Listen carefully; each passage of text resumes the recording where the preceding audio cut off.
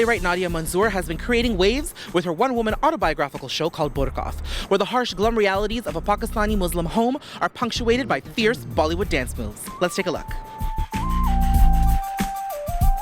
Embodying 21 different characters, a dominating father, soulful mum, saucy English friend, and Islamic studies teachers, whose interests range from slapping to pornography, Nadia illuminates her conflicted sense of identity while questioning repressive cultural norms. Moving, funny, deeply personal, and yet universal, Burq Off explores what it takes to evolve past the veil.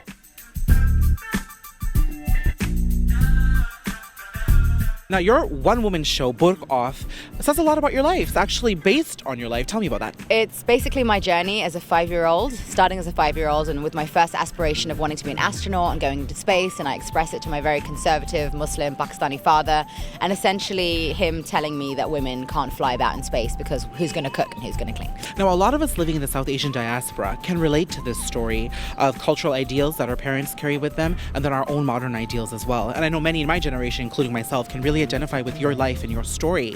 How was the audience connected? Every place I've been to so far, especially Toronto, people kind of like stand up. I get standing ovations. People come up to me after the show. Thank you for being the voice of our culture. You played 21 different characters on stage. Yeah. This truly is a one-woman show. Tell me how you're able to express so much by doing so much on stage. The characters in my story are essentially the strongest influences that I had in my life growing up. So they range from my family to my Islamic, religious teachers, to my white Western best friend and her mother and my first love. And, essentially their voices have always been playing in my head, right? When I go back and kind of track my own story. And when I first started writing the material, which was more in a memoir format, I would read out the dialogue to my friends and they would just die laughing. They would just be like, oh my God, the way you imitate your dad or the way you imitate your brother. And so I started to find this kind of new, interesting way of telling a story through me imitating the characters. And so it's really been how the kind of story formulated on stage. You came home, beta. Look at you. Red t-shirt highlights, so colorful, like a rainbow. Yeah, you got blue contacts in. What happened to you at uni? What, were you trying to make friends and you ended up white? You're such a coconut. Khuri, what coconut? Coconut. Brown skin, white insides. It's when you forget who you are.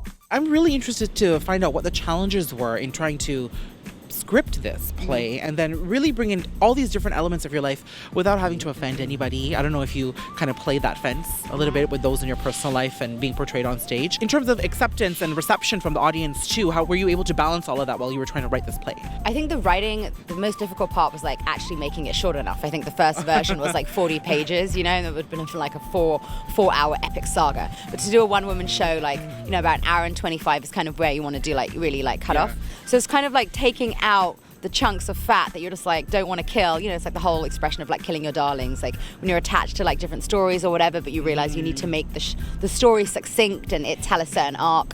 So I'd say that just the editing process in general was definitely challenging but also amazing. In terms of being culturally sensitive and thinking about offending people and that kind of thing, that didn't really interfere in the initial writing process because I was really interested in being honest and authentic with my story and not censoring for the sake of others, which is so typical of what people do in our culture, and that's actually something I'm trying to break. So there's a lot being said about the state of women in South Asian countries right now. A lot of documentaries, a lot of people coming out, actors, actresses, politicians really standing up for women's rights. And there's been a lot of negativity, a lot of negative sort of situations that women have experienced in our culture that have been amplified through the news. How do you think your play helps relay that message or talk about women in the new age? Well, I think my play has come from this third wave of feminism that we're seeing right now, which is so amazing. And I think this third wave of feminism is really around a woman's sexuality.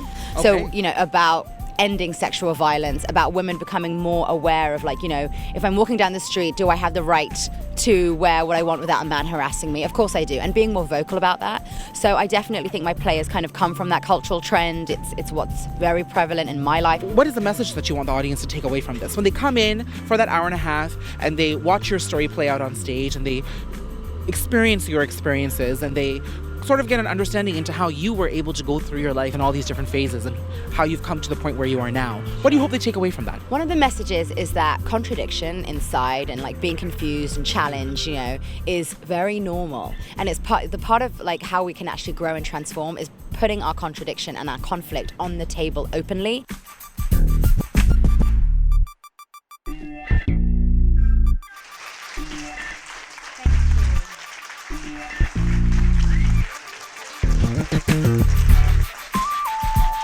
Stay in the loop for your weekly dose of glitz and glam with ANOKHI Pulse TV, and be sure to stay tuned for more exclusive access to what's hot and happening from behind the velvet rope.